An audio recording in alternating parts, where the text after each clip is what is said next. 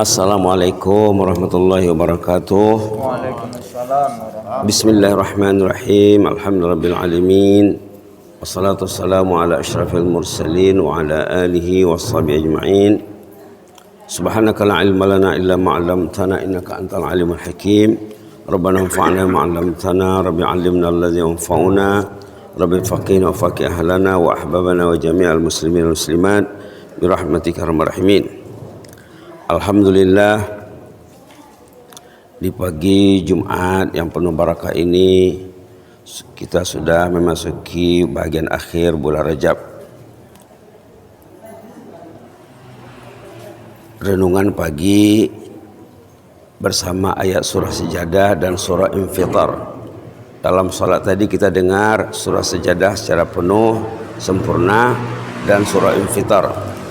Ada beberapa peringatan Allah yang patut jadi renungan di pagi ini. Kita lihat peringatan yang ada kesamaannya, yang serupa dalam surah Sajadah dan surah Infitar. Kita lihat dulu dalam surah Infitar. Ini diantara peristiwa besar yang akan terjadi di hari kiamat. Kita akan menyorot tentang perihal keakhiratan, hari kiamat. Katanya di sini ayat 5 ya. Bila langit sudah hancur, bintang-bintang sudah berantakan, bahkan laut menjadi api. Wa izal biharu sujirat. Laut akan jadi api nanti. Demikian luasnya air di muka bumi ini ya, nanti akan jadi api. Bayangkan ya. Nanti wa izal kuburu mu'asirat, orang dalam kubur semua akan keluar. Pada saat itu katanya aliman nafsum ma qaddamat wa akharat. Manusia akan insaf, akan sadar, akan menyesal.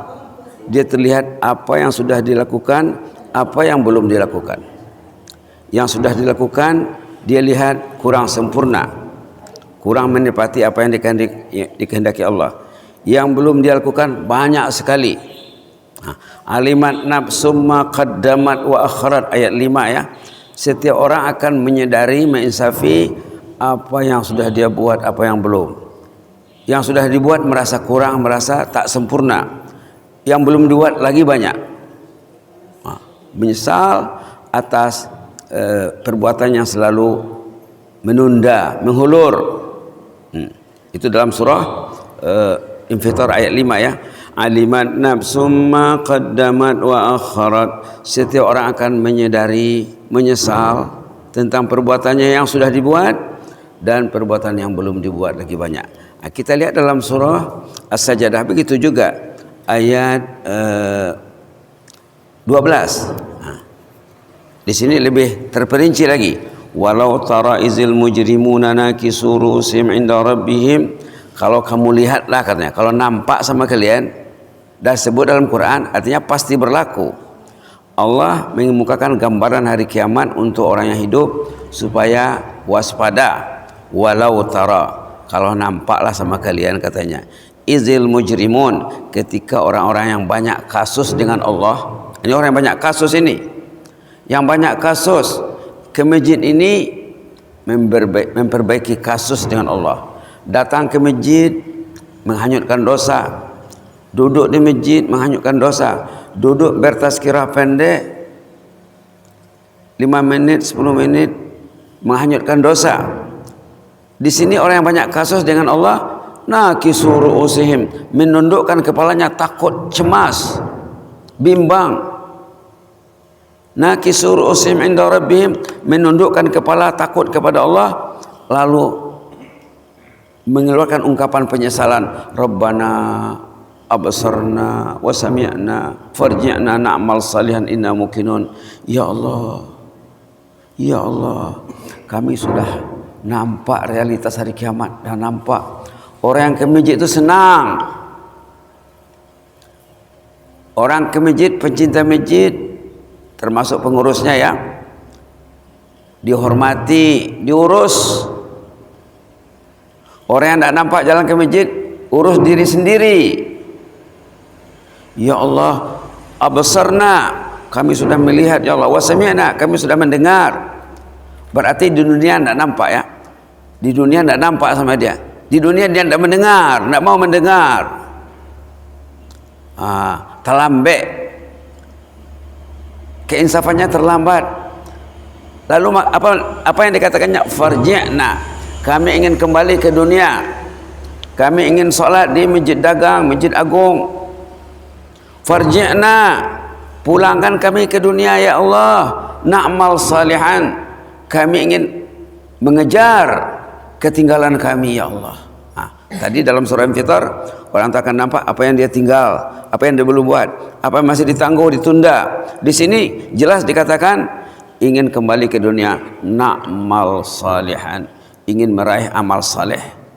Inna muqinun, kami sekarang confident, kami yakin. Berarti di dunia tidak yakin.